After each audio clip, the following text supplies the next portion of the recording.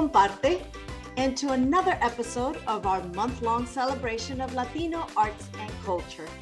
I'm Lizette Cruz Watko, Executive Director of Diamante Arts and Cultural Center.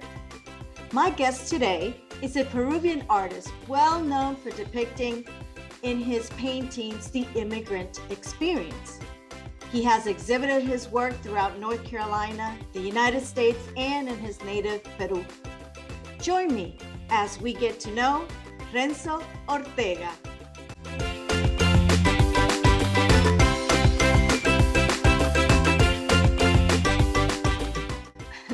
Welcome to compARTE, Renzo.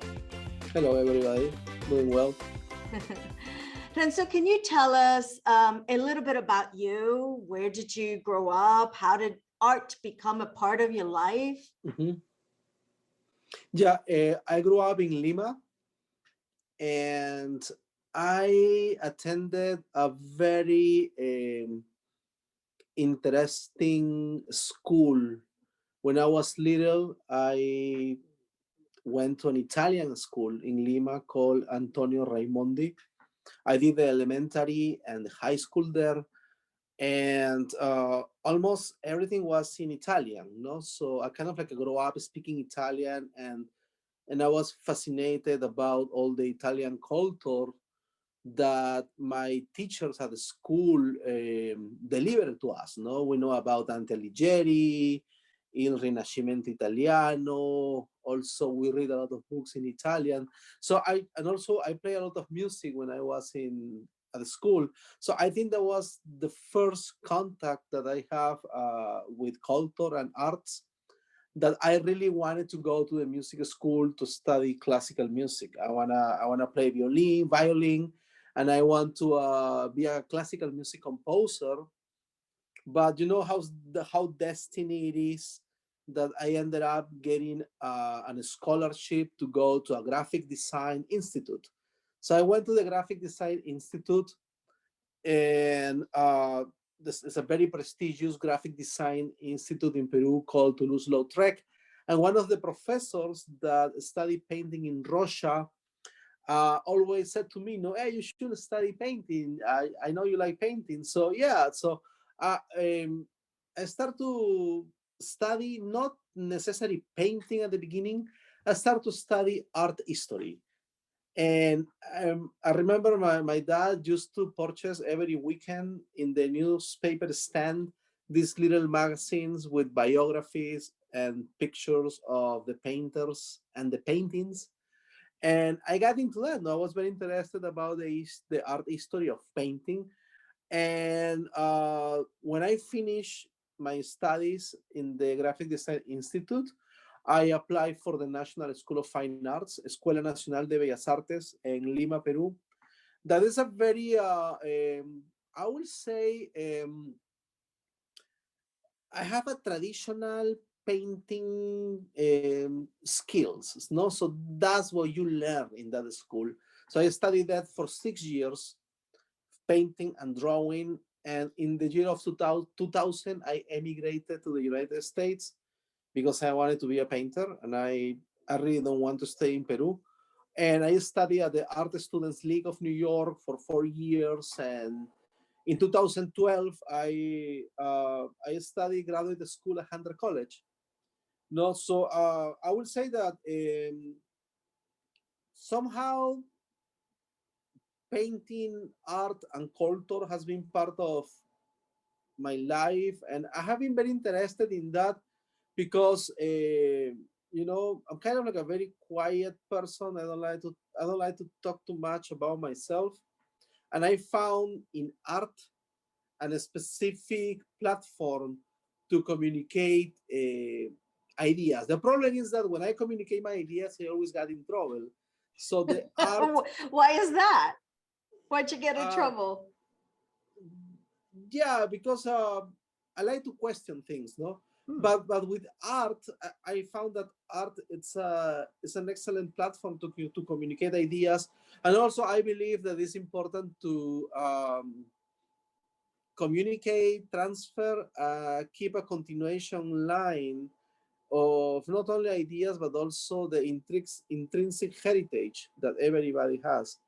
No, so I think that's the way how I connect with culture and art. So your art is very much centered around culture and immigrants' life, images, and so forth. What drove you or drew you to painting those type of images? So by default, I producing what we call in the industry cultural products.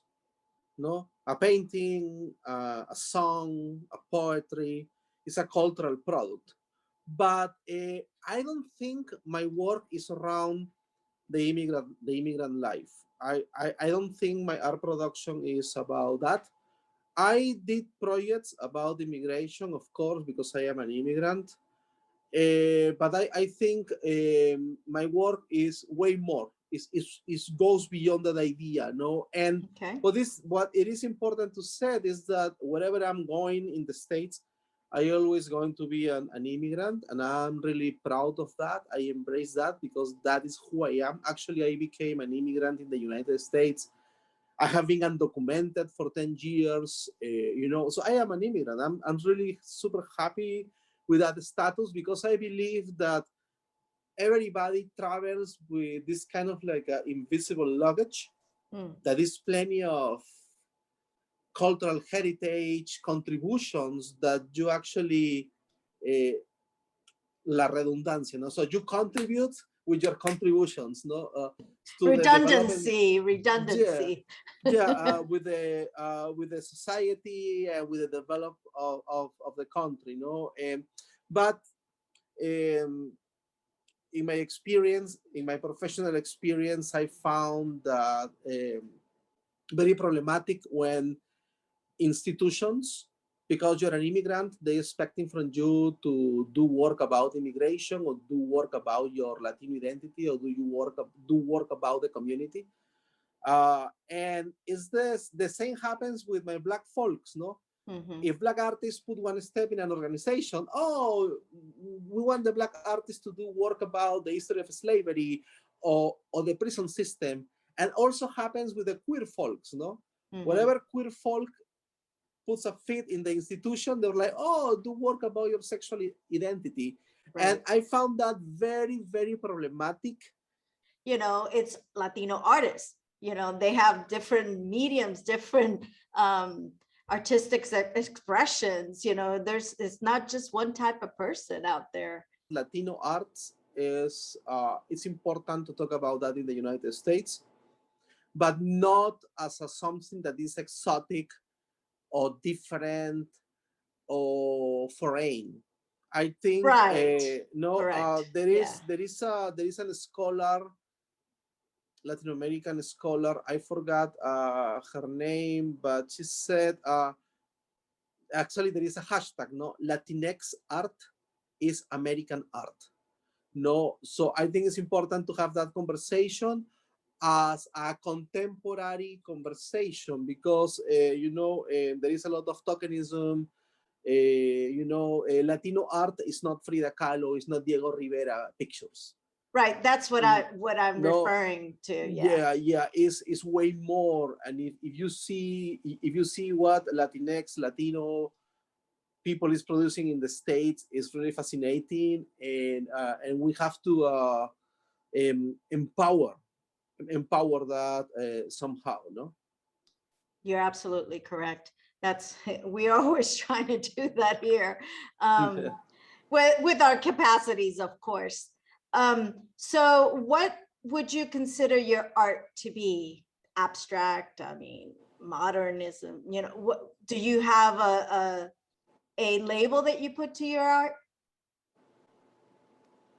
That's a really it's a really difficult question. Actually, a really good question. No, what I'm doing is contemporary painting, but the great thing about contemporary painting, and that is the difference between contemporary painting and modern painting or abstract painting, is that now artists, they can take and choose techniques, visual strategies from any art movement from the past to develop their own language. And actually, if for a specific project requires that you must do abstract art for a specific project, it's okay. If for a specific project, let's say I want to do a piece about immigration, I want to do a piece about immigrant families, I don't want to do it in an abstract or kind of like complex way. I want to do it directly in your face because I want to people to know what's going on. So I use figurative work. If I want to make something more romantic, maybe I'm gonna do something like, I don't know, like impressionist, like Mary Cassatt portraits, no, like a pastel colors. No, I think that is fascinating. And again, so we have all this conversation about diversity and inclusion, and again, diversity and inclusion. I think the power that artists have today is that our production can be diverse, and yeah, so let's do it. No, I recommend my students to study old and classic techniques. I recommend my students to do not put aside the history of painting. Instead, it's better to create a continuation line. No, and yeah, if your vibration, if your energy, if your frequency is into abstract, why not make abstract? But do not forget that, let's say in the 1700s, was people doing this crazy landscapes, no, with brush strokes and washouts that they're very close to abstraction in some way. No? So yeah, Yeah. history is important. Is super. It's crucial to see what people has been doing in the past. I don't I do not support that idea that artist has to be always doing something new. No, no. We are come on. We are part of the history of humanity. We are not doing something new. We just continue. No, we like building on top. That's what I think. Yeah. Correct. No, you're absolutely right. Now, you mentioned your students, Mhm. and I before we get into that a little bit, I want to know, how did you get to North Carolina from New York after your studies? So And what are you doing here now? yeah, has been a very traumatic experience to move to North Carolina.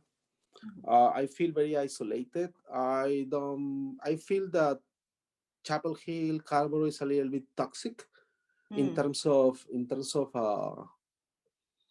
community.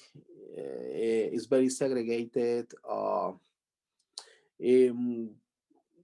no matter what, I feel very thankful for all the great and amazing professional opportunities that I have in here. But mm, for me, that I grew up in a city, I'm a city rat. You know, I grew up in Lima and then living in New York for 16 years, where I have a community that I feel belong. You know, I mhm, have a family. You mhm. know, move here was very complicated, very complex. We have to move here because my partner, she got a job with the school system. Mhm. No, so has been very difficult for my mental health. Mm. Yeah, I don't have friends, I don't have community, I don't feel, and I don't, and on top of that, I don't feel safe. No, Oh, in Chapel Hill, yeah, but I'm lucky that I create relationships with amazing institutions. No, I have been working in the arts center, no, in Carrboro, and I honestly, the art center in Carrboro to me was a amazing relief. No, mhm. I'm there, and they know me. You know, when I have an idea or I have any thought, I told them. You know, I'm not. Oh, just unemployed or say anything. No, I told them. You know what? I don't like this. I told them. I feel that I feel that freedom, and I'm That's teaching awesome. there. Yeah, so we have not been working there because of the pandemic, but now I'm coming back to their center to teach drawing. I have a beautiful population of students. Most of them are retired professionals, so the Oh, conversation is amazing. I don't do art for kids. And also I had the opportunity to teach at UNC. This is the second time I'm teaching at UNC. I like the academia, no? I like to have these social political conversations around the art, around the painting, and teach at the art center classes to adults, teach at UNC, and also I teach at the Center for Documentary Studies at Duke. I teach drawing. So teaching those contexts to me actually is a relief, because whatever is social life and community, I kind of find it here. So kind of like a balance my life. If without those institutions, I don't know what will happen with me around here. It's very complicated. Yeah. So do you feel that your art right now is more of an escape than it used to be because of how you feel about your surroundings? I never think that my art is an escape. No, I never. I know how do you put it into? You know, my escape always has been the music.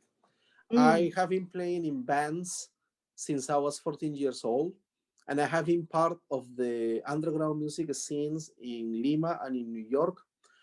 And that is something that was cut off from my life when I moved to Carrboro. No, here I don't have a music scene. I have not been able to play in a band, and that is very problematic. So actually, I didn't have that escape that I used to have for many years. No, painting when you are a professional painter, when you are an academic. I consider myself an academic. In painting, painting never is gonna be you're never gonna feel that painting is your escape. It's a lot of struggle, a lot of failure, but a lot of people ask me, hey, how do you have time? How you are successful with your painting? And my answer is because I have a very disciplined studio practice. No, I'm not never I'm going to be waiting for inspiration. I'm going to the studio no matter what. It's raining, no matter what. No matter what. No, I only cancel my studio time if a friend called me, hey, you want to go for a drink? Okay, it's fine.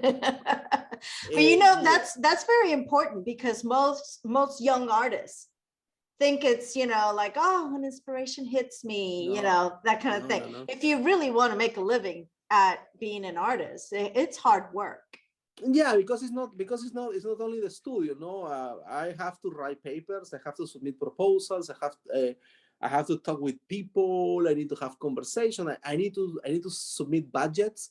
I have to pay my taxes. So it's if you do not have a discipline as an artist, a studio discipline, and if you are not open yourself to learn from whatever artist I'm not saying you must do classical painting. No, I'm saying, I don't know, if look for your master, no, look for your mentor, look for artists that actually you like, and follow them, talk to them, send them an email, ask them questions. No, yesterday I called my mentor. Is a Latino artist from New York. His name is Juan Sanchez. And anytime I had a problem, I call him. He's like a dad for me. And he's a very political artist and very smart person. He was my advisor at Hunter College. And yeah, I think you need that people around you. No, yeah. So discipline. If you don't have discipline, I think you're lost. Yeah. I told my students at the art center, no, if you think this class is to have fun, take the drink and draw class. No? Yeah, drink and draw class. No, actually, I want to take that class too, but my class no.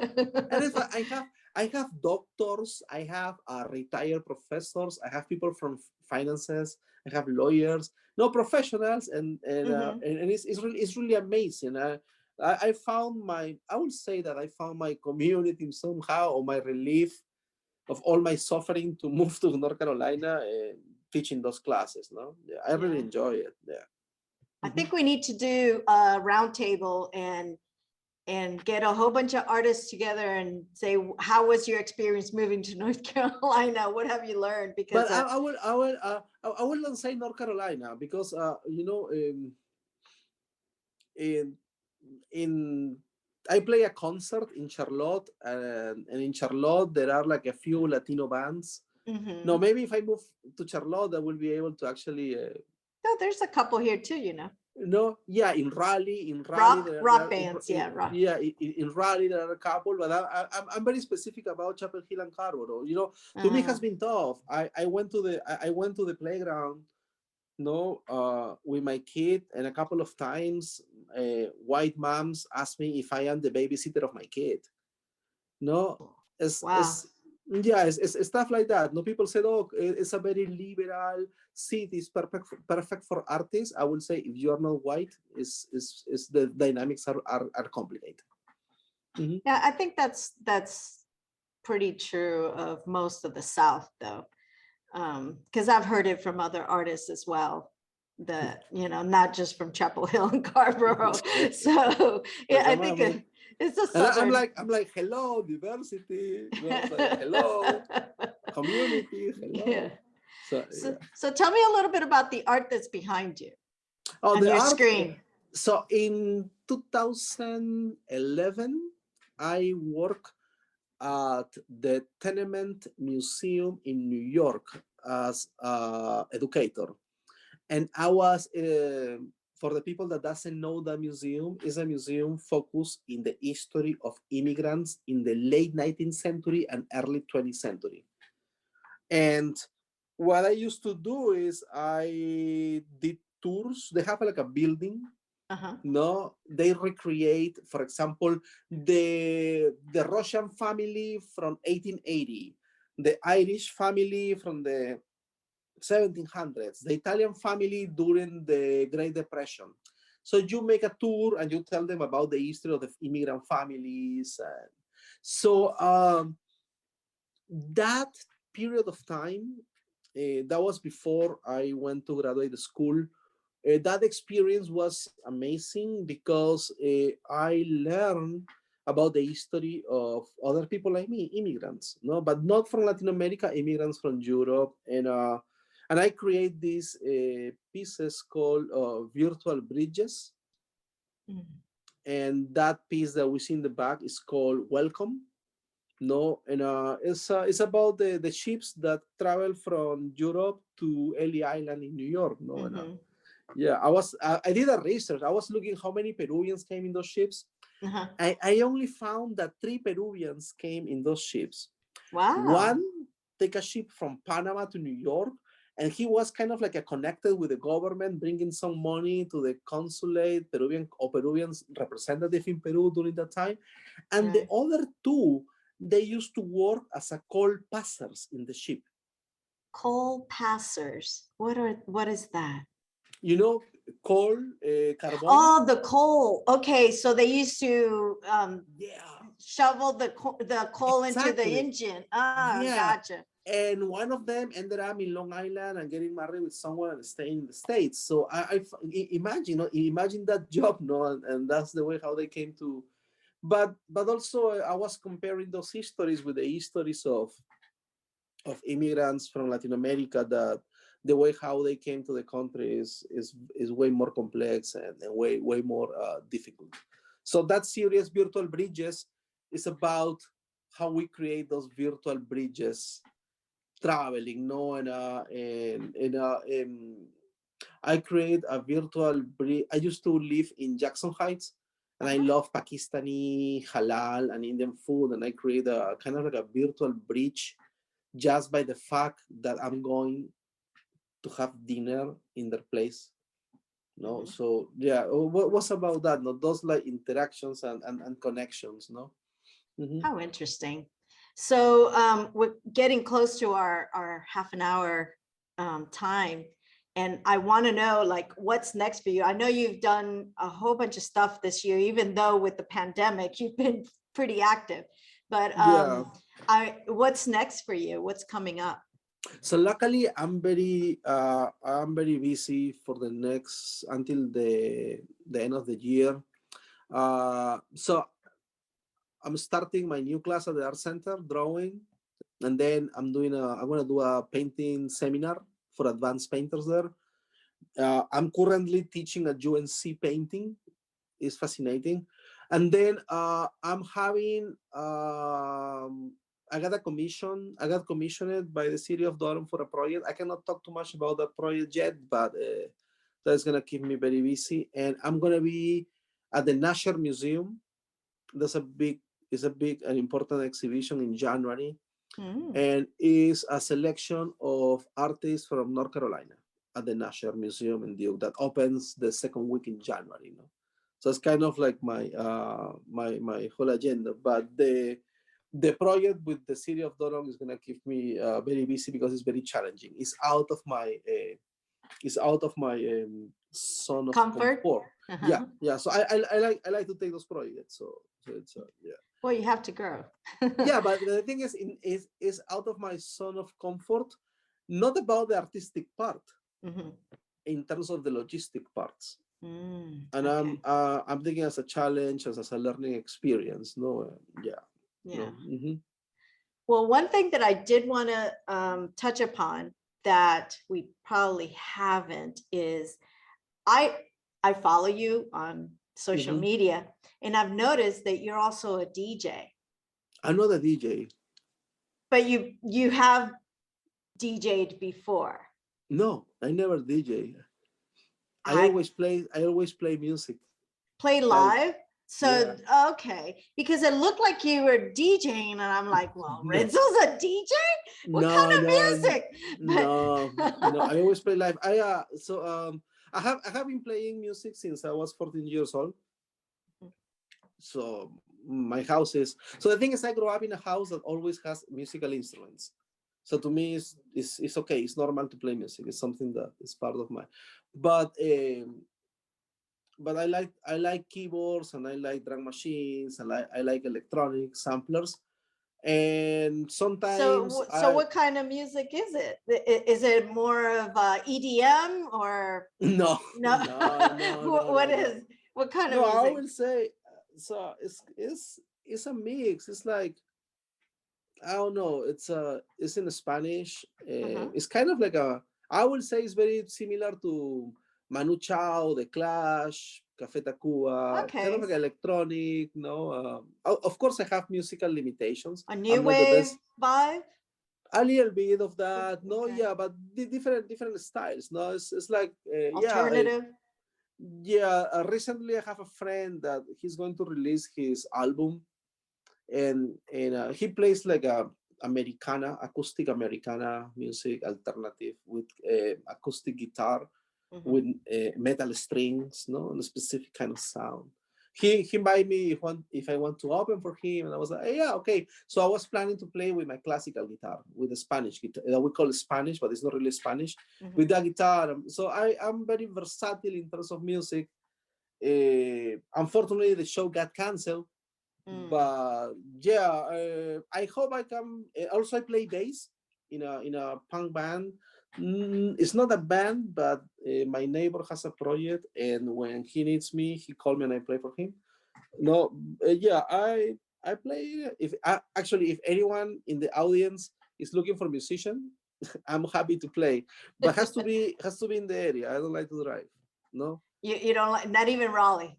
Yeah, rally maybe once a month. No, I go to rally. I go to rally. I'm going to rally very often. Actually, I'm planning to go to rally maybe on Saturday. There are a couple of art spaces in Raleigh very interesting. You have actually I'm gonna be in a show in Raleigh. I just remember. Okay, where? Yeah, it's VAE. VAE. Oh, the Visual Art Exchange. VAE. They're making an exhibition about the South. And I'm showing one of the paintings that I had on view at Lump in Raleigh. Okay. Yeah, I think Raleigh is really an amazing city for the arts, no? Yeah, here in Carrboro we have a new space, is growing, So it's more complex. It's more complex here. I want to tell you a funny story before we ended up our conversation. Okay. So in Carrboro, there is this amazing festival. Everybody is welcome to come at the end of September, called the Carrboro Music Festival. Awesome. So because I was new in town, I was very excited to participate. So I submit my application, and they were very happy to host my concert in one of the venues. And I was playing a song, one of my songs, just with my acoustic guitar. And a girl walked to me and asked me if I know how to play la bamba. And then another girl asked me, that was a little girl, asked me if I can play la cucaracha. And I was like, oh my God. So that is an important message to every artist in our area. Don't get into that loop. Be strong, and put your voice on the table. If you make abstract, if you make experimental, if you make like a hardcore noise metal, do it. Because you're Latino doesn't mean that you have to play La Bamba or paint a Frida Kahlo. Or no. You have to like speak with your voice. That is super important, because if not, we always are going to be oppressed. That's my message. Bueno, Renzo, gracias por acompañarnos. Okay, Thank you very much for sharing your day with us here at compARTE. Hope to see you soon. Claro. Thank you. Take care. Ciao. For more information on Renzo, visit his website at renzoortega.com. Thanks for joining us. See you next Wednesday for another episode of compARTE. Don't forget to sign up for our Ofrenda workshop and home tabletop kit. Please join us on November the 6th at 7 p.m. for the 26th Annual Latino Diamante Awards. We will be streaming it live via Diamante Arts and Cultural Center's Facebook and YouTube channels. compARTE is a production of Diamante Arts and Cultural Center.